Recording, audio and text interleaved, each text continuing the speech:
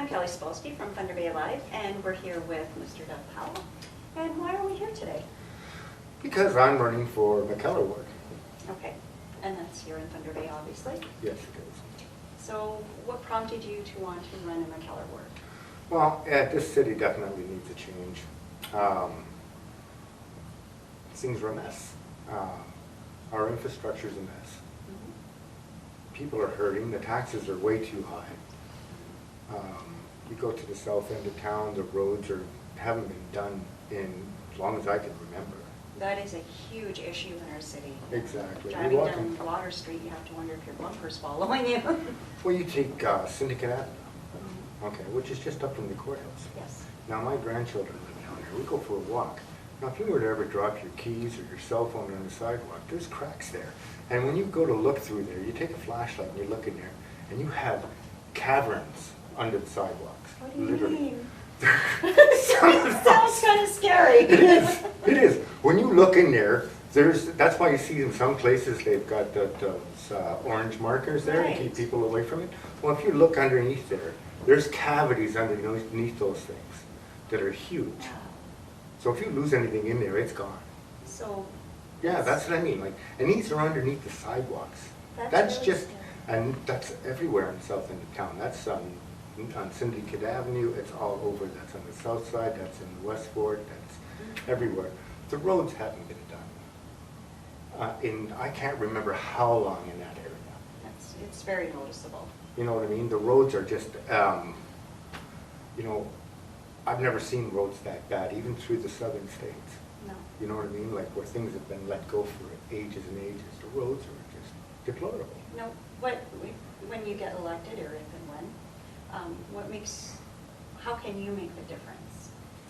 Well, the thing is when and if I get elected, I want parity for the whole city. Right now you have some areas that get more attention than others. Okay, you go there and the roads are nicer, you know what I mean, consistently. Yes. Year after year. Not saying what areas because we don't want to, you know what I mean, pick on one area or say that somebody's getting preferential treatment. Right. But there are areas, and everybody knows where they are, where the roads are always nice, the curbs are always in good shape, and so on. What I want is I want parity for everyone. You know, everybody pays taxes. You've got the east end that doesn't get anything. The south end of town that doesn't get anything. The east end was devastated. Exactly. And what I want is everybody to get fair treatment. You know what I mean? You get your roads fixed, he gets his roads fixed.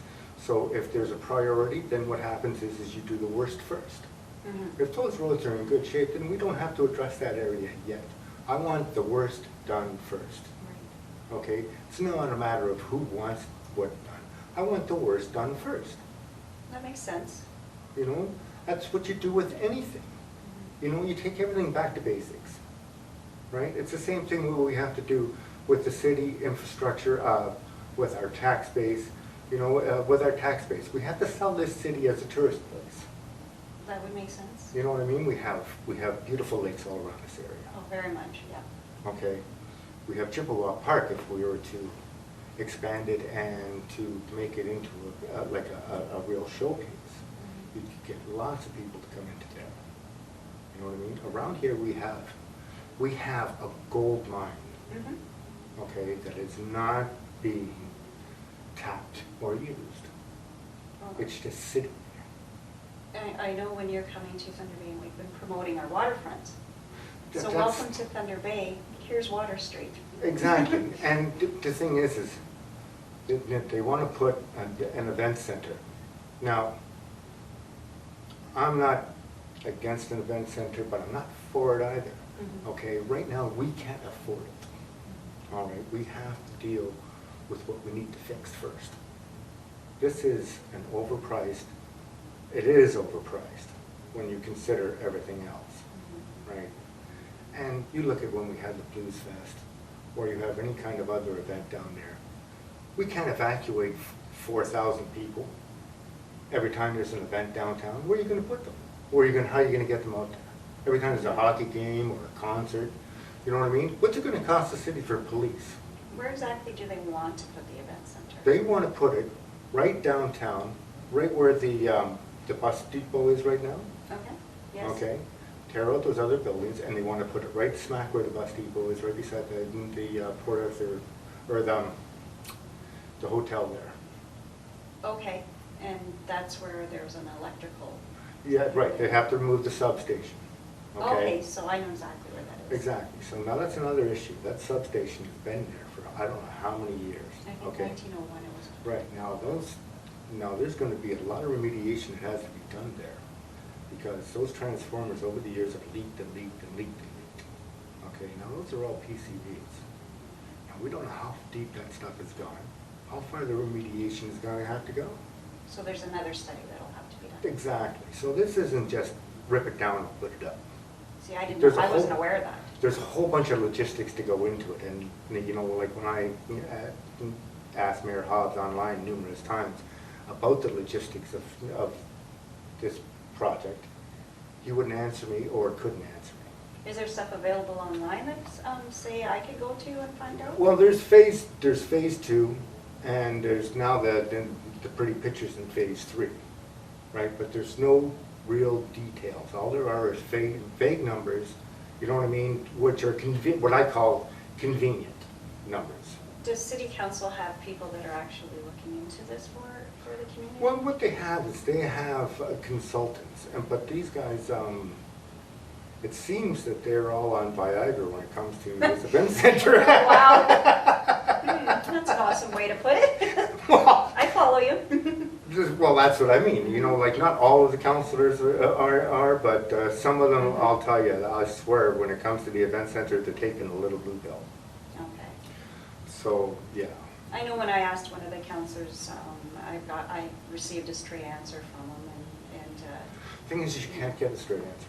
I did get a straight answer, but it was, I read it, and it seemed pretty much to the point, but I haven't done much research into the event center, so I can't really comment on The it. thing is they want to get shovels in the ground. They want to get everything started. And the rumor has it, this is rumor, but and nobody will admit to anything, but if they can get the funding before the election, Mhm. then they're going to go ahead with it, and there's no way of the people having a plebiscite after we get into, or after the election. See, we would have like to have a plebiscite for if people want to spend $100 million, and you know, you've already got the study going over by $1 million. Yes. All right, so $100 million is going to be nothing compared to how far this thing is going to go over. Right. All right, so they can dance up and down all they want about how much it's not, but you know it is.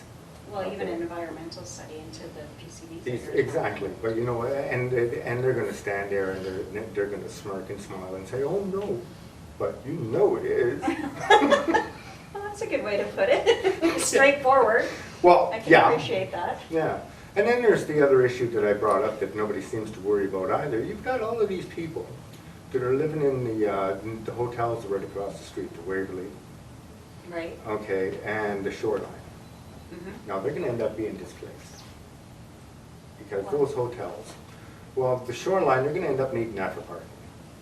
Okay, now, it's throwing back taxes, so the city will probably expropriate it. Now, the Waverly, I don't know what they're going to, but I mean, they're going to need more and more space. So if they get their hands in the Waverly, they've also got the Waverly's parking lot across the corner. Now, this is just a supposition. And you know that could possibly be a plan. And Wow. that's more money down the road, but they wouldn't want to say something like that because that's more money down the road. That's why they're probably not saying much about parking. They're saying, oh, well, the no parking's okay, because they got a plan. After they get the wheels rolling, then they'll play this magic, oh, look what we got. And I think there's probably 8 or so units upstairs in the first one that you mentioned. Yeah, what, the Shoreline? Yeah. Yeah, and then there's quite a few in the Waverly. Yeah. And It's this more is- of a motel though, isn't it? The Waverly? No, it's the Waverly's, is an independent hotel. Okay. I And wasn't it's, sure. but the Shoreline is a hotel motel. Okay. Wow. So there'd be at least, or roughly saying, under 24 people displaced? More than that. More than that? More than that. Well, look at when they took down the in-towner to turn it into a parking lot. Those people just got turned out into the street. Really? Really. I did not know that. Yeah. So with housing in our city being down to Yeah, 1%. see, but they don't count. See, that's the silent majority. They're the silent minority that never gets any say, No. right? So who are they? You know, because, you know, like when you make 100,000 or 150,000 or 250,000 a year, do you think it matters what that poor man says or that poor woman says? Not really. No. Not in our society anyway. No. But do you like to think now with our explosion with social media that more and more people have a voice? Exactly. And it's reaching more and more people. So it's, so are these people aware that they might be displaced? Or? Well, this is, the thing is I don't think anybody is, this isn't a plan, this is my idea of what might come. Oh, okay. Yeah, okay, so, but, let's put it this way, it's almost like handwriting on the wall. So, Yeah. you can see that coming. No, is there anything positive with the event center that we can? Well, the event center is not an impositive thing. The location is not positive, for one. There's always, you know what, years ago, they blew down Pool 6 for what reason? I remember, yeah, I was just recently 10 talking about that. $10 million, they blew that down, and it was for the arena. That was supposed to be a future spot for an arena or an event, right? So what happened?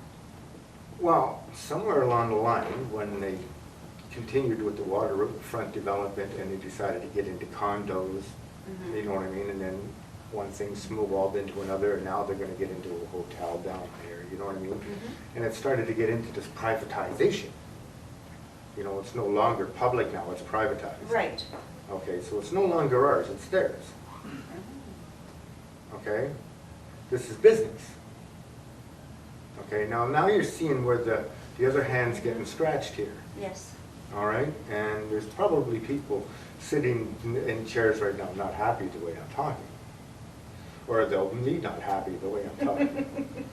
But, yeah, and the event center is just one of those scratches. Right? And where it's going is all politics. That's usually what drives society. Right? And when you have consultants and contractors in on bidding, like people that are supposed to be consulting that are also in on the building, that is a conflict of interest. You know, that's like writing your own checks. So, hello. So you intend on shaking it up?